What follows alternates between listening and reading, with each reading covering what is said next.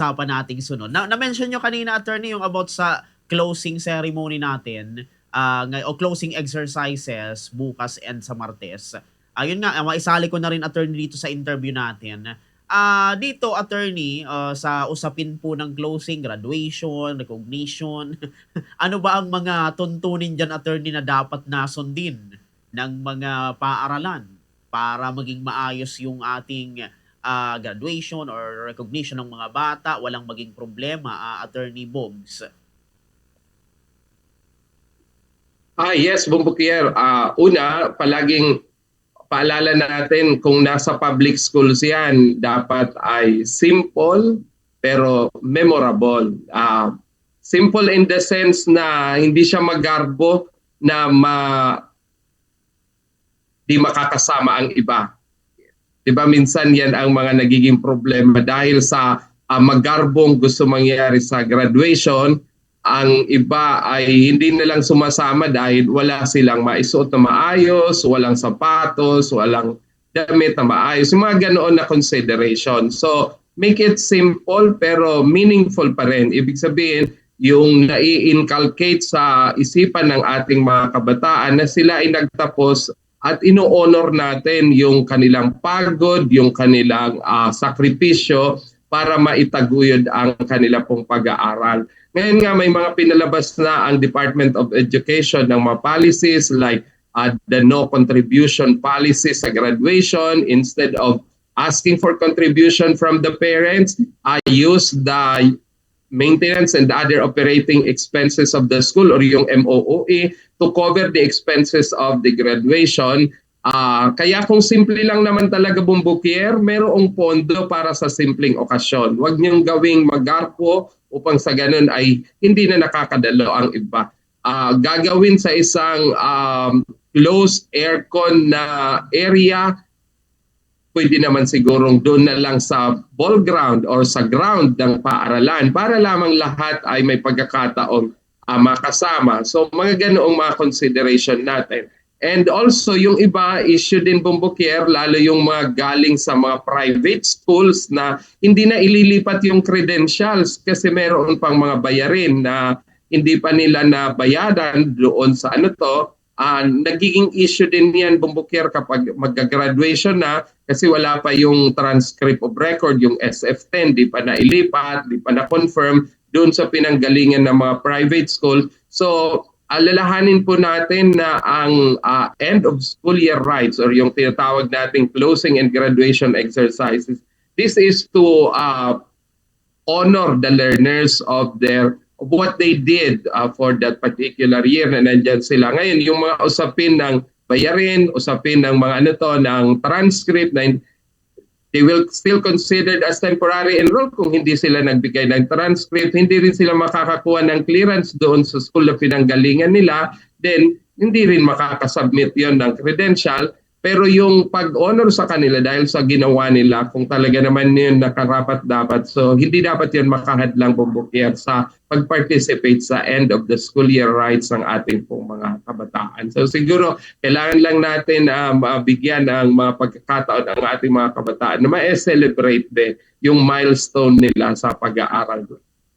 Opo, sa makatwid pala, attorney, bawal ang contribution dito sa usapin ng graduation or recognition. Pero baka sabihin, attorney, ng iba, kung hindi magko-contribute, saan kami kukuha ng pondo nito?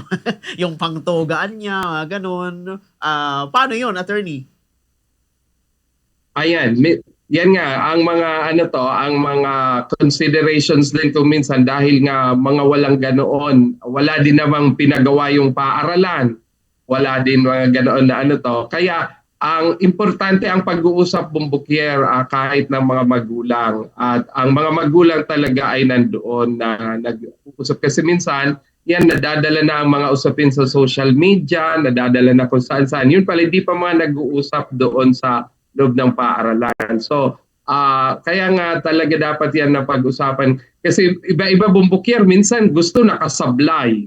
Yung iba gusto naka-Filipiniana. Yung iba gusto nakatoga. Kung ano-anong mga gustong mga mangyari doon sa paaralan, at kung ano-ano ang gustong, minsan nagiging kapritsyo na bumbukier na hindi naman dapat na maging hindi naman dapat maging basehan sana doon sa pagtatapos ng mga kabataan, pero nagiging kapritsyo na hindi na tuloy maging simple dahil kapritsyo na. So siguro yun na lang ang iiwasan natin. And kung merong mga kagusto, minsan kahit yung pagkakaroon bumbukier ng mga picture na na naka-prepare na anya, may by one, may 2x2, and etc. Wag na natin po. Kung meron naman na yung mga cellphone, pwede na nga ngayon mga cellphone na lang, and So yung mga ganoong consideration na hindi naman na kailangan na gawing obligatory or compulsory, wag na po natin gagawin upang sa ganun talaga masaya ang mga bata na makagraduate. Opo, pagdating naman attorney sa attire, yun nga yung iba sabi toga, yung iba sablay, pero hindi naman yun attorney required yung mga ganon na patugahin yung mga magagraduate kasi kung ayaw siguro sila naman ang masusunod nun attorney Vogs. Minsan lang ang nagiging issue kasi bumbukier kung maiibaan niya, di ba? Naiiba yung doon sa karamihan at hindi na niya nakakasabay. So yun po ang pero hindi naman sana yun requirements talaga kung magiging simple lang. Okay po. Yun. Ito pa attorney, yung about sa mga honor, mga with honor. Sabi nung iba naging with honor yan hindi naman yan nag-aano sa klase. 'Di ba? Yung mga ganun, merong ibang may bagsak na grade sa ibang asignatura pero bakit naging honor? Siguro merong mass promotion, mga ganyan. Attorney Bogs. Ang honor bumbukier dapat sabi ko nga computing ng maayos kasi meron tayong rating na 90 to 94, yan ang honor with honor natin, yung 95 to 97 with high honor at yung 98 to 100 yun yung with highest honor.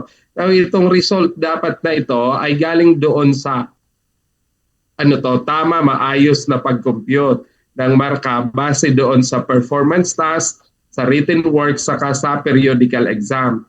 Hindi po dapat base sa haka-haka yung marka or wala na kasing ibang mag-honor. May standard tayo. Kaya pwede bumbukier na walang honor sa graduation. Kasi kung hindi ka nakamit ng 90, wala dapat i-declare ng honor. Wala na dapat yung forced honor. Hindi first honor, kundi forced honor. Pwersahan. Nung panahon mga ganoon, pwersahan talaga kasi tatatlo lang yung estudyante, yung isa naka 79, siya nang nag-first. Yung second naka 77, yung third 75, tatatlo lang naman sila. Kaya hindi forced honor sila, pwersahan. Dahil walang ibang honor, walang ibang mag-graduate. Ngayon, we set already the standard. If you did not meet 90, kahit mag-graduate ka or wala dapat mabibigyan ng honor kung hindi nakamit ng 90. So walang honor sa klase or sa batch nila.